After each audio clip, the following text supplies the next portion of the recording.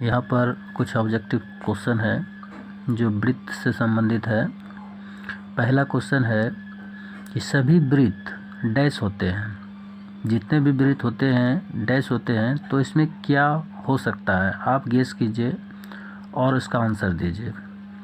मैं बताने जा रहा हूँ कि कोई भी वृत्त है तो ये गोल है। देखिए ये बड़ा छोटा इस तरह से सभी वृत्त क्या है, गोल ही होते हैं, वृत्ताकार ही होते हैं। इसकी त्रिज्याएं अलग अलग हो सकती है, लेकिन ये क्या है, देखने में समरूप है, मतलब रूप सबका एक है, तो इसमें क्या भरा जाएगा, समरूप। दूसरा सवाल है, एक रेखा जो वृत्त को दो भिन्न बिंदुओं पर प्रतिच्छेद करती है कहलाती है। मतलब एक रेखा है जो वृत्त को दो भिन्न बिंदुओं पर प्रतिच्छेद करती है कहलाती है। तो एक रेखा जो वृत्त को दो बिंदुओं पर प्रतिच्छेद करे वह क्या कहलाती है? तो हम वृत्त बना के देख लेते हैं। ये एक वृत्त है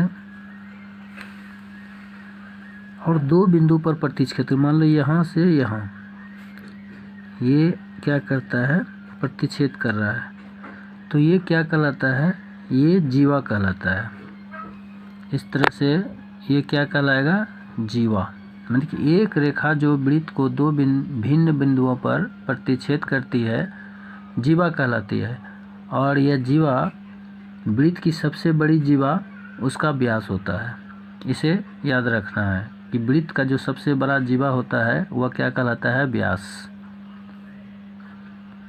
तो इसका उत्तर क्या हो जाएगा, इस प्रश्न का उत्तर हो जाएगा जीवा।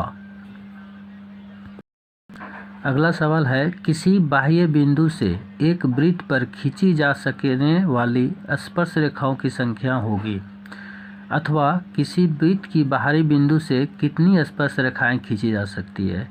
यहाँ पर कहता है कि एक वृत्त है, मान लीजिए ये वृत्त है, और इस वृत्त पर बाहर से, कि किसी वृत्त की बाहरी बिंदु से कितनी स्पर्श रेखा खींची, तो ये एक बिंदु यहाँ पर है, तो इस पर कितनी स्पर्श रेखा खींची जा सकती है। तो इस तरह से हम देखते हैं कि क्या होता है, दो।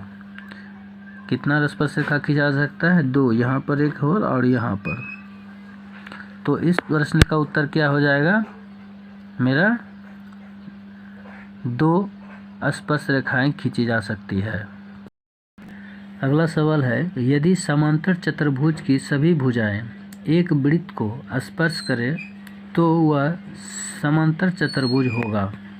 कहता है यदि समांतर चतुर्भुज के सभी भुजाएं एक वृत्त को स्पर्श करें तो वह समांतर चतुर्भुज होगा। तो किस प्रकार का होगा, इसका उत्तर क्या होगा, ज़रा सोचिए, तब मैं बताता हूँ।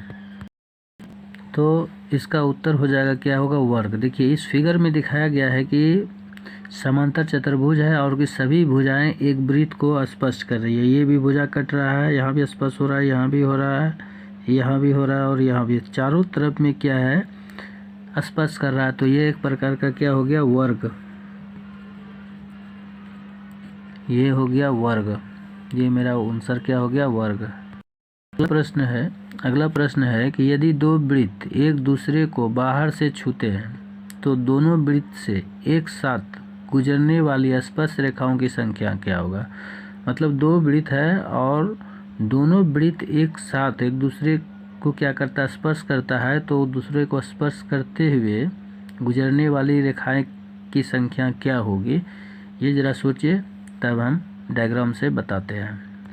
तो यहाँ पर जो डायग्राम बना है कि ये दो वृत्त है, आपस में एक दूसरे को क्या करता है, बाहर से छू रहा है, इधर से भी बाहर इधर से भी बाहर, तो इसके बीच भी एक साथ एक रेखा जो वृत्त के एक साथ गुजरने वाली स्पर्श रेखा ये है, तो उसकी संख्या क्या होती है, एक। तो इसका उत्तर क्या हो जाएगा, एक।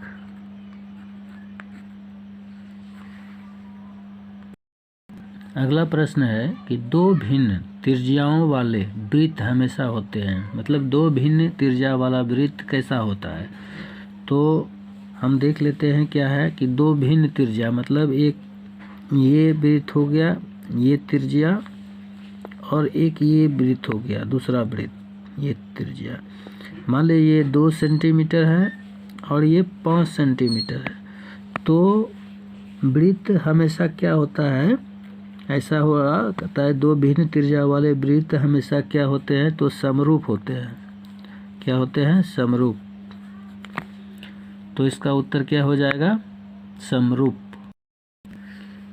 अगला प्रश्न है कि अर्धवृत्त का कोण डैश होता है, मतलब अर्धवृत्त का जो कोण है वह कितने डिग्री का होता है। तो हम देखते हैं कि अर्धवृत्त जो होता है हमेशा, इसका आंसर सोच के बताइए। पहले हम डायग्राम बनाते हैं। तो डायग्राम में क्या करते हैं, आधा वृत्त लेते हैं। तो ये जब भी अर्धवृत्त का कोण होगा तो वह कितने का होगा? 180 डिग्री का। ये ऐसे ये कोण हो गया 180 डिग्री का। तो यहाँ पर क्या हो जाएगा? 180 डिग्री।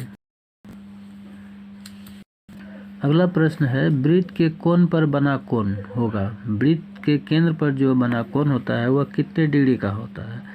तो ये प्रश्न यही कहता है कि एक वृत्त जो है, ये वृत्त हो गया, इसके केंद्र पर जो कोण बना है, ये इसके केंद्र का मतलब चारों तरफ का कोण ये 360 डिग्री का होता है।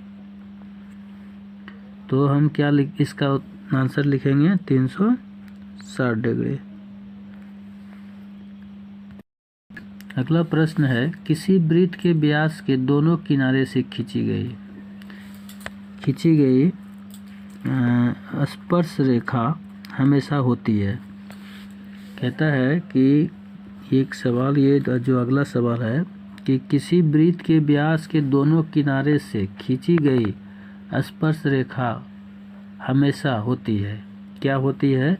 हम डायग्राम बना के देखते हैं, तब तक आप उत्तर खोजिए। प्रश्न से हम देखते हैं कि कहता है किसी वृत्त के व्यास, मतलब ये वृत्त हो गया और वृत्त का ये व्यास हो गया और इसके दोनों छोर जो है किनारा, इस दोनों किनारे में जो खींची गई स्पर्श रेखा है तो कैसे होती है? ये समांतर होती है। क्या इसका आंसर क्या हो जाएगा? समांतर।